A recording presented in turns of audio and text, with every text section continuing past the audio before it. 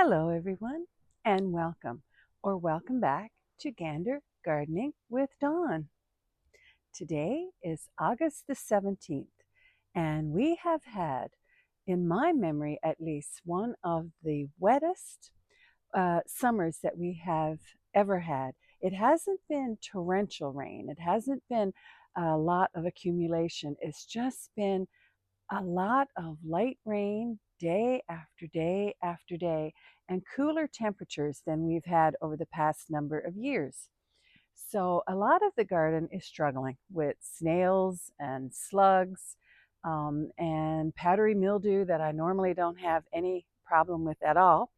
But one of the types of gardening is doing better than most of the others, and that is container gardening.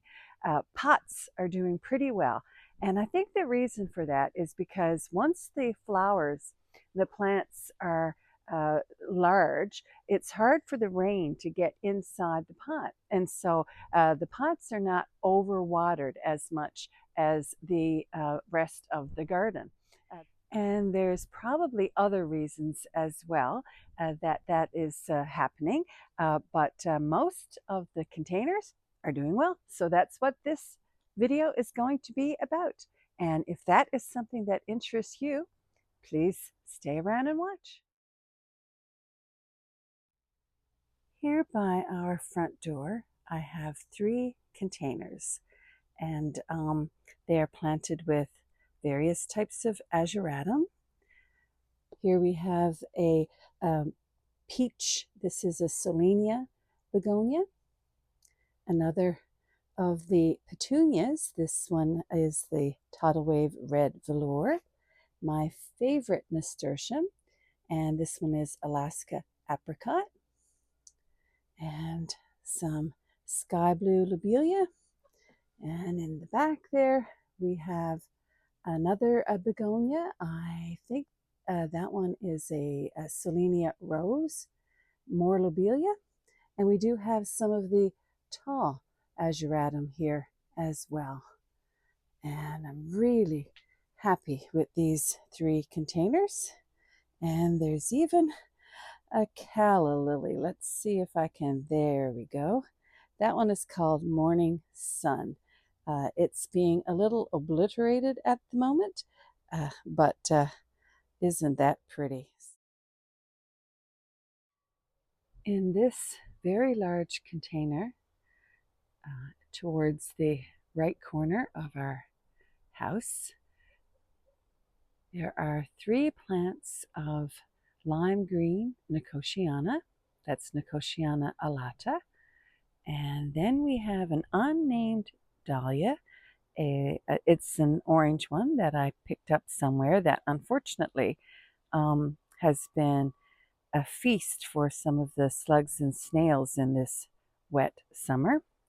And next to that, there is a geranium that's called, it's a scented geranium called Bunny Brunch.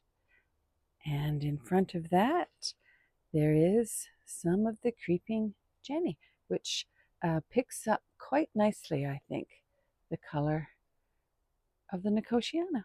This container between the 2 seats where I love to sit because it's hidden quite well from the street once the garden gets going, is a mistake. This is a verbena, and I chose it because in previous years I've planted begonias or bacopa or things like that here, ageratum, and they've grown a bit too much and gotten taken up so much room that there isn't room on this little table for a cup of coffee. So I thought the verbena, it was supposed to stay small, and it has, and it's a very pretty flower, but there just isn't enough of them. It just doesn't flower enough to suit me in this particular place. So I tried it, but yeah, I won't be repeating this next year. This corner of our back deck has been undoubtedly one of the most colorful and enjoyable areas of our garden this year. It is simply begonias, ageratum, geranium. We have a little creeping Charlie.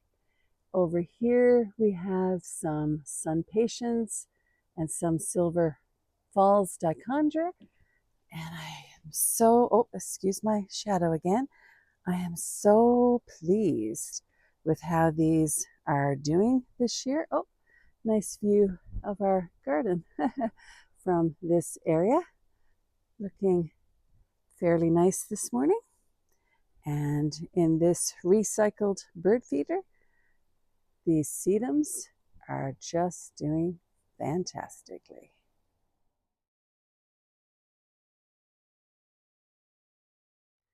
Here's another container at the bottom of our stairs to our back deck. And this simply has a little bit of sky blue lobelia underneath one dahlia. And this is probably my favorite dahlia. This one is Lark's Ebb. And here's my short wall border of containers that's at the base of this very large tree. And I'm happy with it this year, but I'm a little disappointed in my own color choices. I don't think the red does justice right here. I prefer the pinks and the yellows. So I think I'm going to make different choices with my planting here next year. Let me know what you think. Petunias, and these petunias actually, this is red velour, tidal wave petunia, and I grew this one from seed, and this is in a container. And I tucked the container in so that I could fertilize these, make sure that they were watered and that they would do well with the competition of these really vigorous perennials. This is something I do a lot, and it is very effective. And the same situation is right here, where I have a tuberous begonia and a beautiful dark lobelia planted in a container that's tucked in right here. And this is among some of the Biocovo geranium. And the Biocovo is past flowering now, so I will cut the geranium leaves down a little bit, and then this container is really going to take over. And I did it 3 times here in this garden. We have another right here and another right here. And what will happen is it will look like these are planted in the ground, but they're higher than that because they're in containers. And as the rest of August and all of September and part of October come along, these will give color where there wouldn't be any otherwise. This pretty delicate white plant is a schizanthus.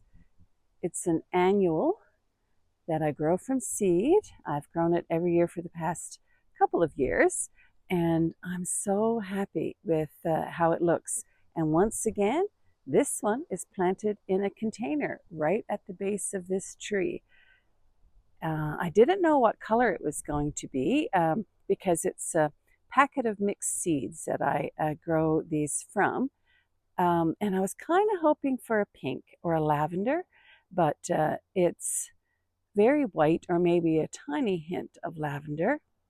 But I still think it's very pretty. Highly recommend schizanthus.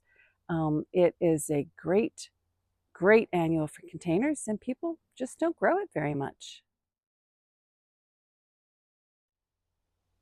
Here's one of the 3 hanging baskets that I planted the same way.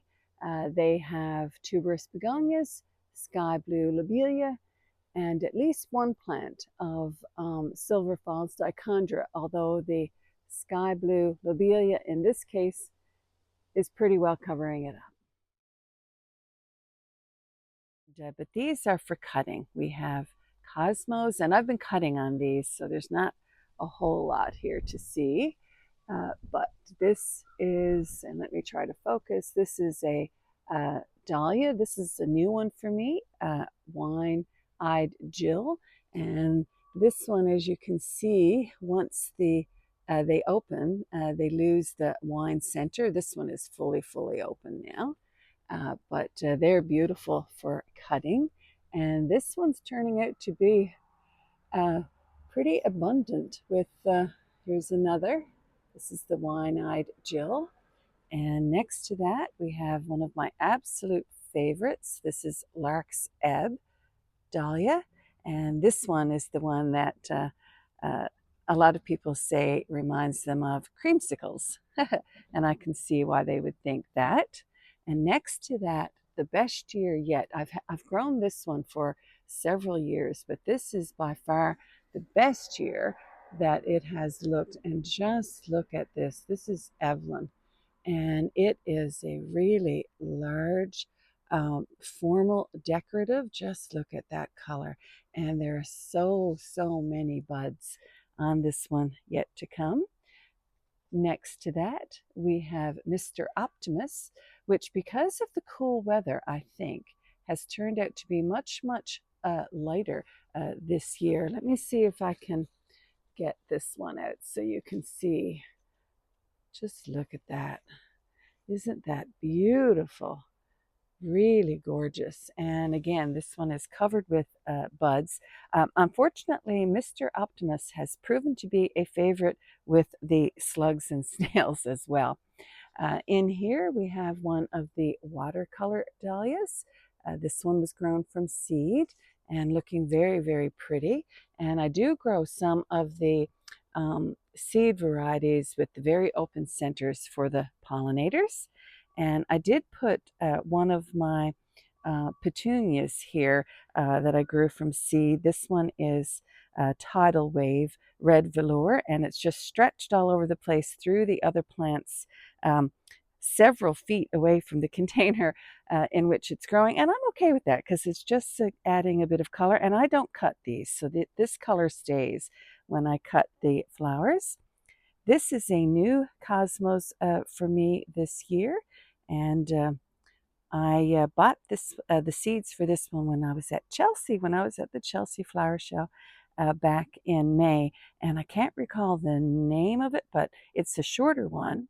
It's an Apollo, I know that, but I'll put the name on the screen so that you'll be able to see it. I still have a few of the Texas bluebonnets, which is a lupin variety. This is a hardy annual lupin. So I'm letting them go to seed to see if I can grow more for next year, because this thing actually looked, and I love it has a much more chartreuse type of leaves, and it's a much more delicate plant than the lupins, the perennial lupins that we're familiar with. So I'm looking forward to trying to grow more of this one next year from seed. And I also have some of the apricota cosmos.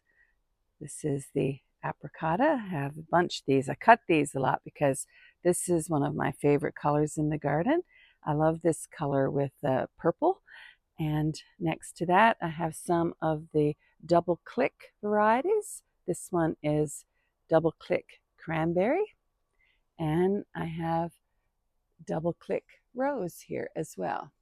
And this very large thing, which sort of looks like Jack and the Beanstalk, this is very late blooming this year, but this is Cafe au lait. The buds are getting very large. There's one there. It has a lot of buds. So this one is late this year, I think, because of the cold and damp weather that we've had. But this one has such thick leathery leaves that the slugs and snails kind of leave it alone, at least here in our garden. in this cutting garden, the slugs ignore this one and they go straight over to this guy, which is the Mr. Optimist, just so you know. But yeah, this is the container garden. And I also have down here, they're bent over because we've had so much rain, but bunny tail grass. This is among the Alaska apricot nasturtium here, and the bunny tail grass. These are great. They're long stems, about 2 feet long, and excellent for putting into arrangements. So I'll end it there for today. And please let me know how things are going in your garden this year. Has it been wet where you are? I would love to hear about it. Happy gardening and see you next time.